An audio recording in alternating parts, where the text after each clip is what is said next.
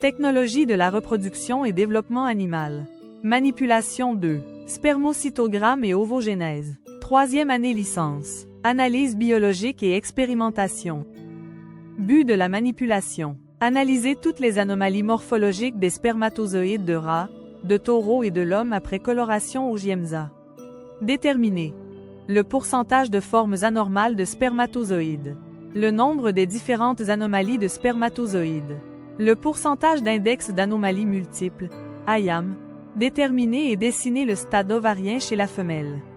Dessiner le cycle ovarien après observation microscopique des coupes histologiques de l'ovaire et du testicule. Le spermocytogramme évalue la morphologie des SPZ. Le spermatozoïde, SPZ, humain se caractérise par une très grande HE accent aigu et hétérogénéité de forme et de taille. De nombreuses classifications morphologiques ont été décrites, elles répertoriant les anomalies des différentes parties du gamète. En 1975, David et al. Ont proposé un système de classification qui répertorie 13 types d'anomalies. En dehors des SPZ morphologiquement normaux, 7 anomalies de la tête, 2 anomalies de la pièce intermédiaire et 4 anomalies du flagelle. La morphologie d'un spermatozoïde de rat après observation microscopique et coloration au Giemsa montre la forme fusiforme de la tête. L'obtention des spermatozoïdes mobiles obtenus à partir de l'épididyme dans la boîte de pétri montre une forme ovale de la tête. L'observation microscopique des lames de spermocytogramme après coloration au Giemsa chez l'homme montre plusieurs malformations des spermatozoïdes au niveau de la tête, de flagelle et de la pièce intermédiaire. La classification de la morphologie a été réalisée selon la classification de David et al. 1975 modifiée. L'ovogénèse tractus génital de la vache. La durée moyenne du cycle sexuel chez la vache est comprise entre 19 et 23 jours, cycle qui se répète toute l'année. Cette durée est un peu plus courte, inférieure d'environ 2 jours, chez une génisse. Un ovaire de vache au repos. Ovaire de vache montrant le follicule de De Graaf avec présence d'antrome. Ovaire de vache qui montre la présence de corps jaune. L'observation d'une coupe d'ovaire montre 2 zones. La zone médulaire, très vascularisée. La corticale, qui contient des follicules ovariens de différentes tailles.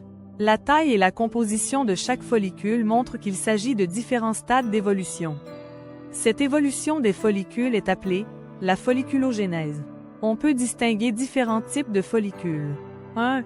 Le follicule primordial, très petit, avec ovocytes réduits entourés de 3 ou 4 cellules. Les cellules folliculaires. 2. Le follicule primaire, à ovocytes un peu plus gros entouré d'une couche de cellules folliculaires. 3. Le follicule secondaire est constitué d'un ovocyte plus volumineux, de nombreuses couches de cellules folliculaires, d'une thèque interne formée de cellules glandulaires, sécrétrices d'hormones, et d'une thèque externe, protectrice, formée de fibres. 4.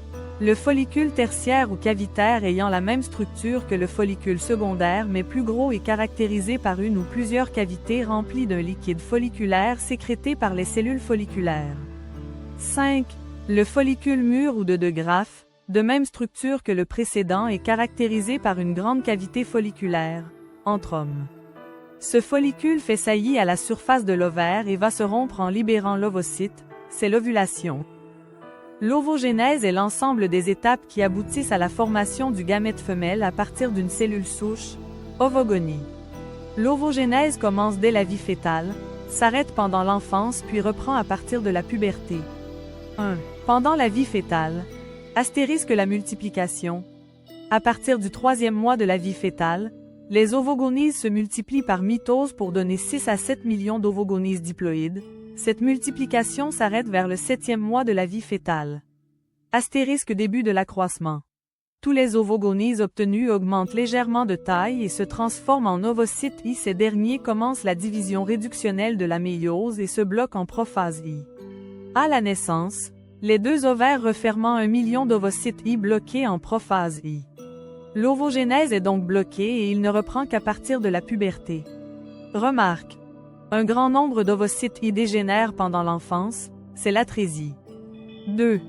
À partir de la puberté. Astérisque fin de l'accroissement. L'ovocyte I reprend son accroissement, il devient de plus en plus volumineux par accumulation de réserves. Astérisque phase de maturation. 24 heures avant l'ovulation, l'ovocyte I se détache du granulosa et réalise sa division réductionnelle pour donner 2 cellules, de taille très inégale à N chromosomes dédoublés, qui sont le 1R globule polaire, de petite taille, et l'ovocyte 2, de grande taille. L'ovocyte 2 entre immédiatement en division équationnelle et se bloque en métaphase 2. S'il y a fécondation, l'ovocyte 2 reprend la division équationnelle et donne 2 cellules, de taille très inégale et à N chromosomes simples, qui sont le 2e globule polaire, de petite taille, et l'ovule ou l'ovocyte, de grande taille. Figure 1. S'il n'y a pas fécondation, l'ovocyte 2 dégénère en 24 heures. Merci pour votre attention.